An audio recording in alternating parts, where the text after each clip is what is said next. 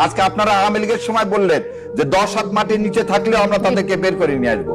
আজকে সেই সক্ষমতা কোথায় গেল? এখন আসামে আছে, ওখানে আছে, যে আছে সেও বলছে বোনের কেন সে বলতেছে কি তার রিভলভারে 6টা গুলি বের হয়নি, কারণ জ্যাম হয়ে গেছে। সে আবার ট্রেনের ছবি দিচ্ছে।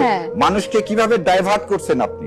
সো এই যে এই পরিকল্পিত অংশটা কি, এর জন্য দায়ী কে? এই সরকার, এবং যে বাইরে থেকে করতে তাকে কেন ধরা? 62 কোটি টাকার চেক পাওয়া গেল। এই চেক গুলো কার নামে দেওয়া হলো, কোন অ্যাকাউন্ট থেকে দেওয়া হলো, সেটা তো আপনি বাইরে পড়লেন না। তার মানে 100 কোটি টাকা ইনভেস্ট করা হচ্ছে। যারা ভারতের বিরুদ্ধে বলবে, আধিপত্যবাদের বিরুদ্ধে বলবে, তাদেরকে আপনি নিঃশেষ করে দেন। আচ্ছা, সব নিঃশেষ করে দেন। এই জন্য আমি বলছিলাম, আপনি 71 সালে বুদ্ধিজীবী হত্যা তো এই ভারত আর আওয়ামী লীগ মিলে করছে, একই কাজ এখনো করবে। এই জাবেররা আপনারা যদি ভাবেন যে না আমাদের কাছে আসবে না, এই স্বপ্ন থেকে বের হয়ে আসেন। নেক্সট টার্গেটই আপনারা।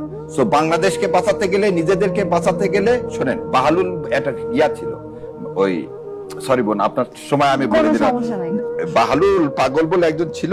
সে বাচ্চাকে জিজ্ঞাসা করছে, দরবেশ, হ্যাঁ, সে তাকে পাগল পাগল বলতো। সে জিজ্ঞাসা করছে বাচ্চাকে, বাচ্চা বলছে তুমি কি চাও? বাহালুল বলছে ঠিক আছে, আমাকে এক কাজ করো, মৃত্যু থেকে আমাকে রক্ষা করো। বলছে এটা তো আমার ক্ষমতা নেই। তাহলে তুমি কিসের বাচ্চা? তাহলে যার কাছে চাবো, যে আমাকে দিতে পারে তার কাছে চাবো। আমরা আজকে কি করতেছি? সবসময় ঘর থেকে বের হওয়ার আগে তাওয়াক্কুল বিল আল্লাহ বলে আল্লাহর হাতে সঁপে দিয়ে বেরোচ্ছি। হাদি বারবার বলল যে আমাকে যে কোনো মুহূর্তে গুলি করা হতে পারে। আপনি এই দেশের ইন্টেলিজেন্স কি করছে? ঘুমে নাকে তেল দিয়ে ঘুমাচ্ছেন? আজকে আপনারা আওয়ামী লীগের সময় বললেন যে 10 হাত মাটির নিচে থাকলেও আমরা তাদেরকে বের করে নিয়ে আসবো। আজকে সেই সক্ষমতা কোথায় গেল?